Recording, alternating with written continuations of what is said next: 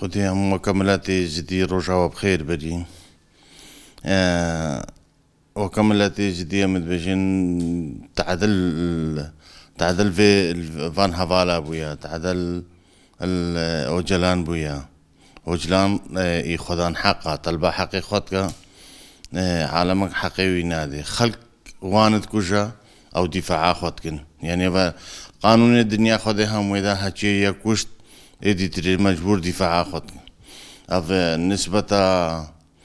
سروكا بو نسبة اوجلان هكا بجين سروكا كي زيرينا هكا ناي مظلوم با بيستو سال الحبس هيدا ندما كل دنيا خدي حكمي خلاص بي برندن عالم تعديلات كان وقتي او في تعديلات كان مجبور قلكيويها او خلكيويها وملتويها ما بكا بزمانه ما شنغالي جي بيجين والدفاع ايش خوكن يعني بيجين هذا كمدمرين مريبن همام البرخودن يعني كتب فيت بكوشي همام البرخودا سروكابو زلامكي زيرينا زلامكي حقانية عالم هزارة كيلومتر جدور هاي السجنيفا هي خلقت بيجا خدي سروكابو عمري دريش بكا عمل بي سروكابونا يعني سجني ذا خلقت بيجا عمل بي اي زدينو هالفيدر الجاي شنغالي امد بجن خدي عمري دريش بكا هما هيشكا ام هاتينا سر اردي ما تاريخ جي خونديا ما نديا سروكي وكا في قنشابا يعني نانيوي وكا ناني بلنغازا كيا خوارناوي وكا خوارنا جنودا کی شید ویا وكا اگریلا کی شید ویا وكا يكيش فان مثلا شيرت كوي رايكي ملتي مالك بلنغاز الاليكي ايوان او مال ومالا اوجلان ادوكا يكن يعني من تاريخ الدنيا جدا بشريكي وكافي تشيناويا تاريخ الدنيا دا سروكي في تشيتر تشيناويا الحبس هذا بهزارة كيلومتر خل جي دورا خلقت بجا سروكابو مدي ما سروكابو ده فكريوي فلسفاوي الدنيا همو تجي كده حبك يسرع نفرانينا فلسفاوي همو سر بيك فيجيانيا فلسفاوي هموش بر آفاكرنيا فلسفاوي هموش بر ظلميال ليدبا يعني بجن درات ظلم تيبو مش ما ظلم المهاتا كرين مسافة آفرو تركيا چندية دورا هي جيشي خوب ما باشند گو زمان کردیا ملت منا گوازه لازم است به وچم ایزدی کوکا منال هکا ایزدی خلاص بون ام نمان هکا حقیقی ما هیاب ایزدی آیا وی جوامری وسا گوت لسشنه و وسا گوتا خلق خو گوهرنب ایزدی آیا وکن نشوی با و ما فنهاد با وی انسانتی گهاندا حتانه کی هچی درابلند ما انسانيتيا افي كري بسا انسانيتيا كري سدي بينجش منات فلتين الجاي شنغالي هم بغوتنا كوي بزماني وي بس بيفا كابتني السدي نودو بينجش زديا شنغال فلتين على ما كدي تري امرال ما تشيت كيف يا ما هم بكوشن وي ام همون قات كرين وي ام خلاص كرين ما زلام سر ضمير وجداني خوكا قال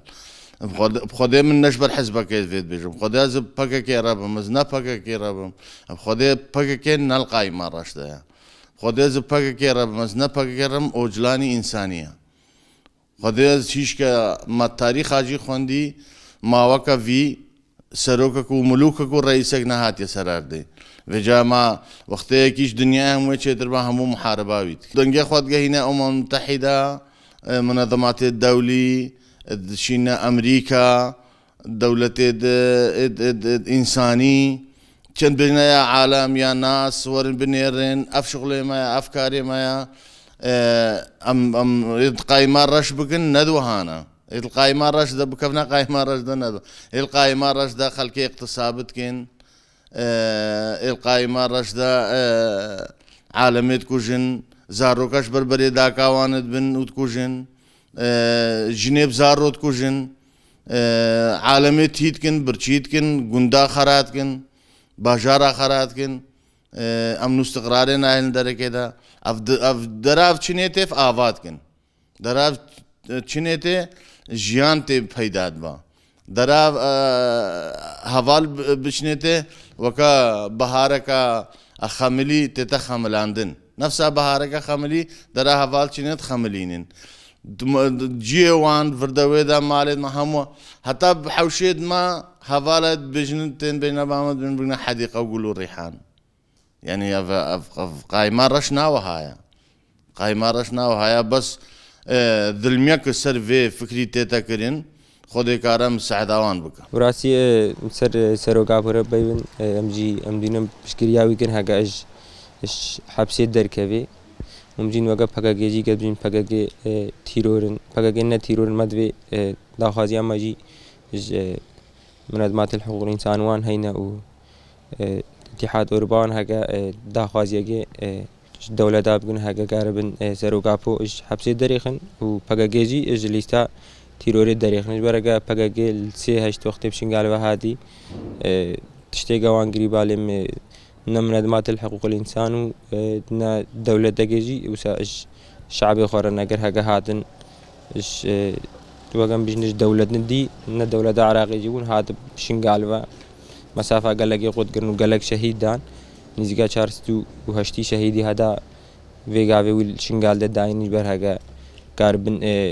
ملتاقي خلاص كنش بندستي ملتاقيش قتل عام درباس كن وراسي امجي وقا خلقي شنقال شباب شنقال ماجي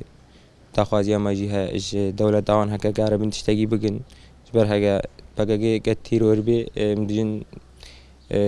لازم دولة همو تيرور بن يقيقا بيخوا بدا قشتن البرملا تاقيدا او نتيرور يقيقا هكا بي آوي خوارن جزارو قد قالقي بندس ربيني اوش بندس يدريخن جين او نتيرور براسي افتشتيكل سيرفي ريخستني تيدا قوتن وافتشتيكل سير حوالات تيدا قوتن يعني شلو تيرورستينا تهماندن براسي بديتنا ابنا تشتاقي وقا قوتي الجي خودا بتيرورست بيتا تهماندن يعني وقا قوتي سسي هشت شهده السيرفي تشتي يعني شلو مساعده خلقي كرين شلو خلقج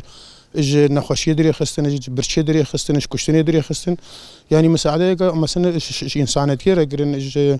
بيرجنو كالميرا ركرن زارو كاركرن يعني ابنا تيرورست براسي بس دجمن هيا مثلا ما في تشتي بتهميني ام في تشتي سر قبول ناق نا ابديتنا ما براستي مثلا ما قلتي سروقابو فكري وفلسفاوي يعني تشتكي انسانيتي كارت كرب راسي بروفيسور جي زانا يجي يعني او مساعده خلقي بندست كان مثلا خلقي تفلي تيرورست كبلي خلقي ازاد كفكري فكري ازاديه براسي خص يعني افتش السر في مثلا قلتي شخصي زانا شخصي بروفيسور جي زانا منافي براسي في رنگي اف سياسه السرب هذا مشاندن براسي مثلا قلتي داخوازا بس داخوازيش كي بكن حتى يك داخوازا ما بجيبيني براسي داخوازا ما او يعني بيدرزگار گرين و براسي ام ددي في فكرينا فكري بندستيه